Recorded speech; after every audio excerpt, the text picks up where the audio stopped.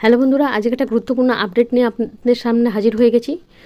Supreme court অর্থাৎ শীর্ষ আদালত থেকে একটি গুরুত্বপূর্ণ রায় এসেছে, যেখানে বলা হয়েছে যে সরকারি কর্মীদের পদোন্নতির কোনো রকম বিধান নেই সংবিধানে। এটা কোনো সাংবিধানিক বিধানই নয় যেখানে সরকারি কর্মচারীদের পদোন্নতির বিষয়টা রয়েছে। এইরকমই একটি রায় দিল সুপ্রিম কোর্ট থেকে। বিস্তারিত আজকের ভিডিওতে আপনারা জানতে পেরে যাবেন এবং শেষ পর্যন্ত দেখুন।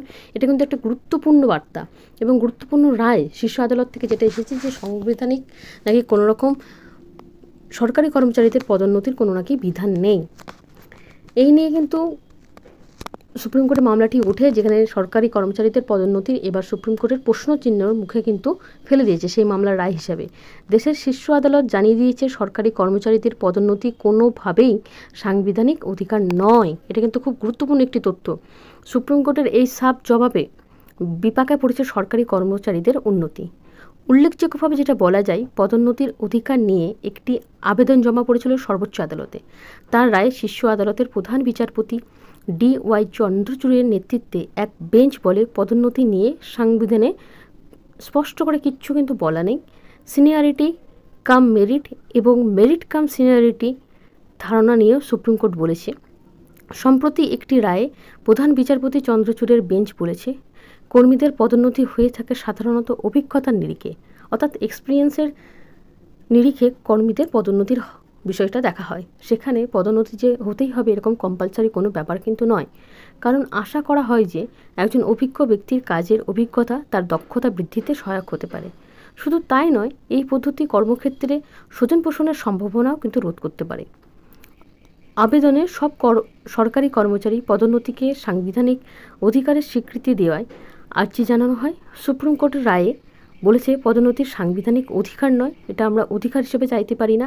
যেমন ডিএ আন্দোলন চলছে এবং ডিএর জন্য প্রত্যেকে বলছে এটা নাকি সাংবিধানিক অধিকার। এরকমই যদি কোনো একটা রায় চলে আসে তাহলে কিন্তু আর সেই ডিএ নিয়েও কিন্তু এই আন্দোলনের প্রশ্নচিহ্ন কিন্তু উঠে যাবে। এরপর চলে আসি, এটা সম্পূর্ণত আইনসভা ও নির্বাহী কর্মকর্তাদের বিষয়, কারণ সংবিধানের কোনো অংশে পদোন্নতির বাধ্যবাধকতা নিয়ে কিছু লেখা নেই। সরকারি কর্মচারীদের পদোন্নতির অধিকারের বিষয়ে আইনসভা, কেন্দ্রের ক্ষেত্রে সংসদ এবং রাজ্য সরকারের ক্ষেত্রে বিধানসভার এখতিয়ারে পড়তে পারে। সংসদ ও বিধানসভায় এই সংক্রান্ত আইন পাশ করার অধিকারী। আদালত হস্তক্ষেপ করতে পারে না এই বিষয়ে।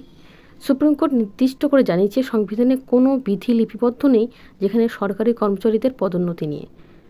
প্রধান বিচারপতি চন্দ্রচূড় বলেন, ভারতের সরকারি কর্মচারীদের পদোন্নতির অধিকার নিয়ে কোনো সাংবিধানিক অধিকারের স্বীকৃতি দেওয়া নেই। কার পদোন্নতি হবে বা হবে না এ নিয়ে পর্যালোচনা করবে না সুপ্রিম কোর্ট।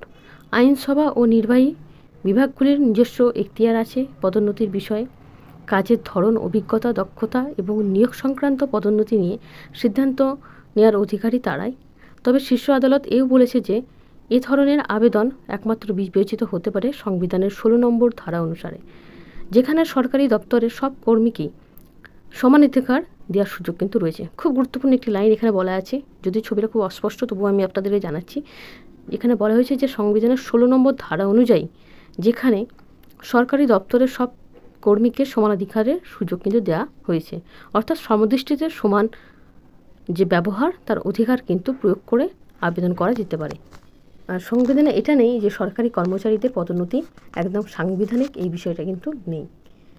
তো এটা ছিল খুব একটা গুরুত্বপূর্ণ আপডেট আপনাদের প্রত্যেকের জন্য যারা সরকারি কর্মচারী রয়েছেন। খুব গুরুত্বপূর্ণ একটু বিষয় আপনাদের সাথে তুলে ধরলাম। আজকের পেপারে কিন্তু এই নিউজটা এসেছে, তাই আপনাদের সাথে শেয়ার করে দিলাম। পরবর্তী ভিডিওতে কিন্তু এই নিয়ে আপডেট দেবো।